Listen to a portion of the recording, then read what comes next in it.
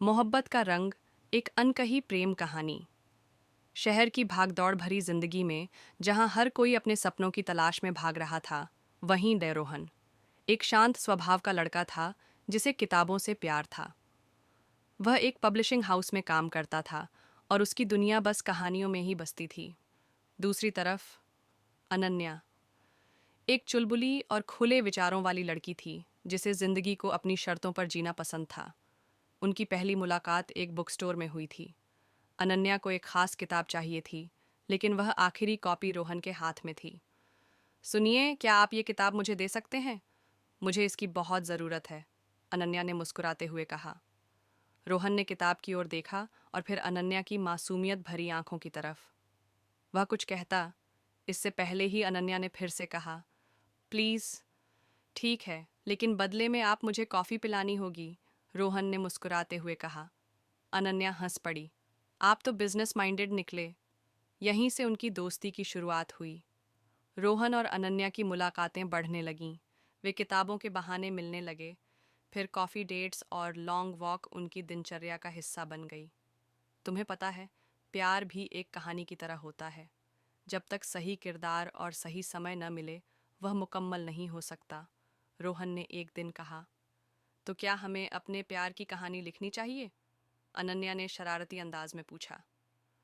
रोहन हंस पड़ा, लेकिन उसकी आंखों में एक अलग चमक थी। वह जानता था कि उसका दिल अनन्या के लिए धड़कने लगा था। धीरे धीरे उनकी दोस्ती प्यार में बदलने लगी। वे एक दूसरे को बिना कहे ही समझने लगे थे। मगर जिंदगी इतनी आसान कहाँ होती है।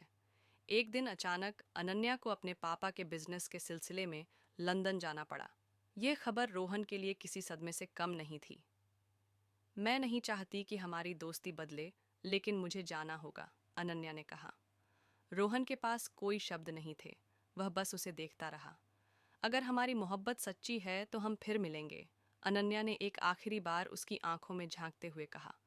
अनन्या के जाने के बाद रोहन की जिंदगी बदल गई।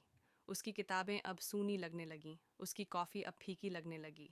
वह रोज़ उसकी यादों में जीता था, लेकिन उसे उम्मीद थी कि अनन्या एक दिन वापस आएगी। समय बीतता गया। 2 साल बीत चुके थे, मगर अनन्या की कोई खबर नहीं थी। रोहन ने कई बार उसे ईमेल और मैसेज किए, मगर कोई जवाब नहीं आया।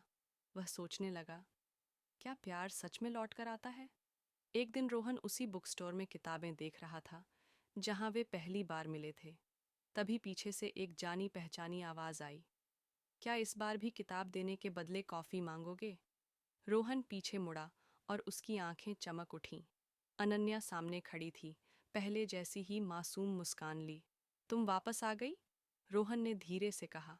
हाँ, मैं हमेशा के लिए वापस आ गई हूँ, अनन्या ने कहा, और उसकी आंखों में सच्चा प्यार झलक रहा था।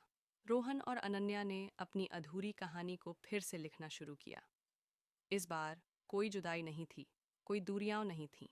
उनका प्यार वक़्त के साथ और मजबूत हो गया था, और उन्होंने महसूस किया कि इन सच्चा प्यार कभी ख़त्म नहीं होता।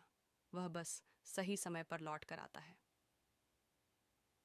तेरी मोहब्बत का रंग अब मुकम्मल हो चुका था। यह कहानी बताती है कि प्यार सिर्फ महसूस करने का नाम नहीं, बल्कि इंतज़ार करने, विश्वास रखने और उसे संभालने का नाम भी है। अगर आपको यह कहानी पसंद आई तो इसे ज़रूर शेयर करें। लव।